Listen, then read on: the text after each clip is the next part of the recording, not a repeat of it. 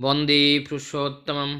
परम दयाल श्री श्री ठाकुर जी एक दिन पार्लर में बैठे हुए हैं और उनके पास हैं परम पूज्यपाद श्री श्री दादा एवं परम पूजनीय मेजदा एवं बहुत से भक्तगण वहाँ पे बैठे हुए हैं। ठाकुर जी प्रभु जीसस के बारे में बातें कर रहे थे और बता रहे थे कि प्रभु जीसस के समय 12 जो देवदूत हैं, जिसको एपोस्टल कहते हैं, वो 12 देवदूत ने ही प्रभु जीसस के कार्य को पूरे संपूर्ण जगत में इसका प्रचार प्रसार किया था।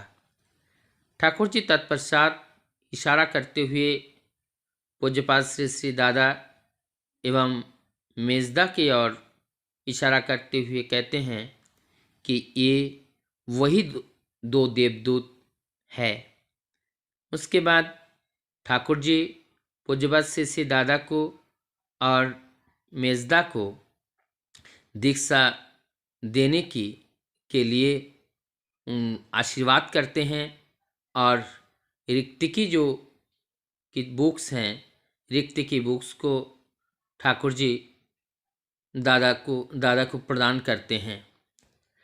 और उसके बाद वहाँ पे जो हमारे परम भक्त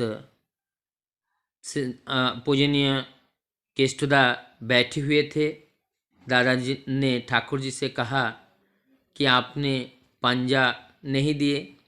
ठाकुर जी कहते हैं कि उनका देह ही पंजा है, उनको अलग से पंजा की कोई ज़रूरत नहीं है। इस तरीके से ठाकुर जी और एक दिन प्रभु जीसस के बारे में बातचीत करते हुए भक्त लोगों के साथ, उस समय हमारे सेवादी नाम की एक माँ आश्रम में थी। उन्होंने बाइबल के एक कोटेशन को ठाकुर जी के सामने लेके आए और वो कोटेशन था, he who will not take his cross and follow after me is not worthy of me. बोलते हैं कि जो इस क्रॉस को फॉलो नहीं करते हैं वो हमारे लिए मूल्यहीन है। अर्थात इस बात को आगे बढ़ाते हुए ठाकुर जी से प्रश्न पूछते हैं कि ये जो बातें हैं जो बाइबल में लिखे हैं, इसका क्या अर्थ है।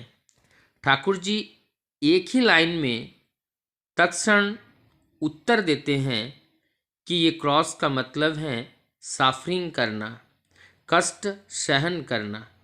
जो हमारे लिए कष्ट सहन नहीं कर पाते हैं वो हमारे लिए मूल्यहीन हैं, और जो हमारे लिए कष्ट सहन कर पाते हैं वही एकमात्र हमारा ही है।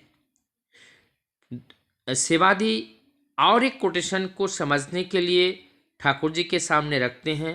वो हैं, he who has found his life will lose it and he who loses his life for my sake will find it. Param Dayal ji Thakur इस बात को बड़े साधारण तरीके से कहते हैं, जो अपने स्वार्थ के लिए कार्य करता है वो अपने जीवन को खो देता है, लेकिन जो हमारे लिए कार्य करता है वो जीवन को पाता है, वो अपने जीवन का आनंद को उपभोग कर पाते हैं।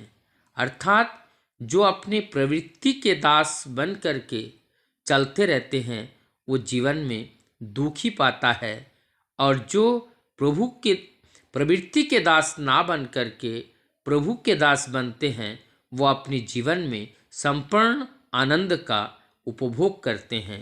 वंदे पुरुषोत्तम।